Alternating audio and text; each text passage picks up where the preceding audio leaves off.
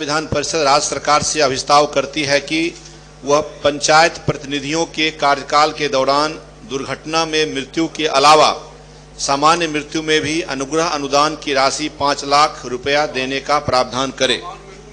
सभापति महोदय, राज्य के अंतर्गत पंचायती राज व्यवस्था के अंदर 1,14,667 वार्ड सदस्य और इतने ही वार्ड पंच निर्वाचित हैं। राज्य में 11,491 पंचायत समिति के सदस्य, 1161 जिला परिषद के सदस्य, 8387 मुखिया और सरपंच। कोई आपत्ति है क्या? नहीं, आप पढ़िए ना।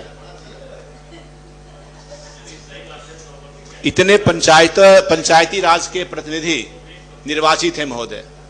और माननीय मुख्यमंत्री श्रीमान नीतीश कुमार जी ने जो इस पंचायती राज व्यवस्था के अंतर्गत आरक्षण की व्यवस्था की, आरक्षण की नीति लागू किया महोदय, इसके कारण पिछड़ा, अति पिछड़ा और अनुसूचित जाति के जो लोग थे महोदय, उनको भी पंचायती राज व्यवस्था में चुनकर आने का अवसर मिला।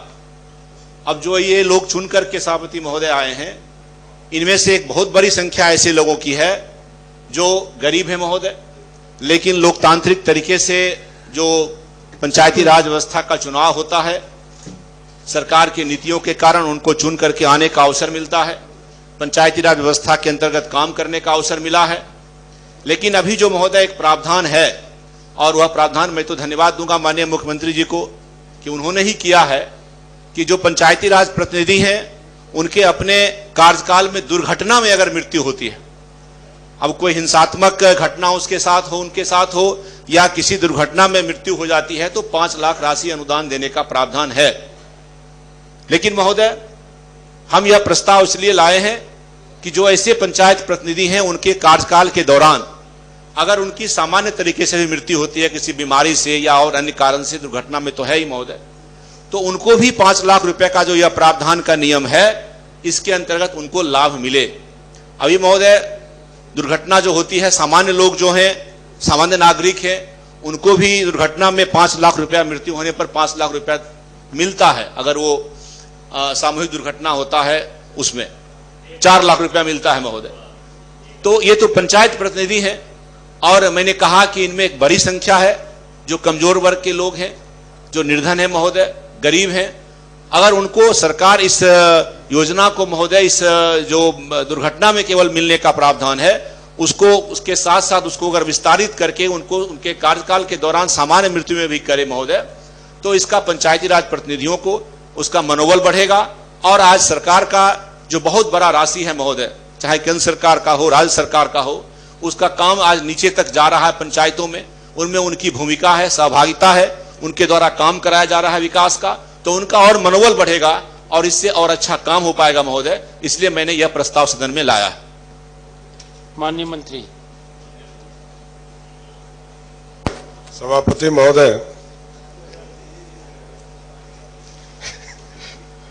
राज्य में सभी त्रिस्तरीय पंचायती राज संस्था एवं ग्राम कचहरी के निर्वाचित प्रतिनिधियों को विभागीय संकल्प संख्या 5482 दिनांक 1/10/2018 द्वारा निर्वाचित घोषित होने की तिथि से पद पर बने रहने तक दौरान आपराधिक, प्राकृतिक आपदा, हिंसात्मक घटना एवं दुर्घटना से हुई मृत्यु की स्थिति में अनुदय अनुदान 5 लाख रुपया का मात्र अनुग्रह अनुदान उनके आश्रित को दिया जाता है।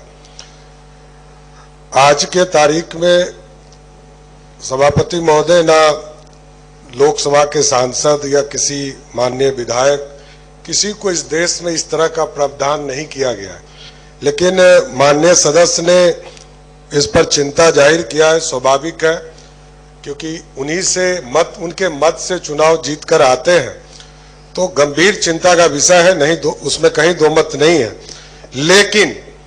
लेकिन यदि इस देश में कहीं भी ऐसी व्यवस्था की गई होगी, और भी जगह पंचायती राज की व्यवस्था है, और भी किसी प्रदेश में इस तरह की कोई व्यवस्था होगी, तो सरकार जरूर विचार करेगी। अतः हम आग्रह करेंगे माननीय सदस्य कि अपना संकल्प वापस लें। नहीं, सभापति महोदय, माननीय मंत्री जी ने कहा कि जो इस सदन में 24 ऐसे प्रतिनिधि हैं जो स्थानीय निकाय से चुन करके आते हैं, मैं भी उनमें से एक हूं। लेकिन यह सवाल इसलिए नहीं है कि मैं, चूंकि वो हमारे वोटर हैं, यह सवाल इसलिए जरूरी है महोदय कि उनकी जो बड़ी संख्या है, मैंने उसका जिक्र पहले ही किया है, और सरकार की योजनाओं का क्रियान्वयन करने में आज के दिन में पंचायती राज के प्रतिनिधियों की बड़ी भूमिका है।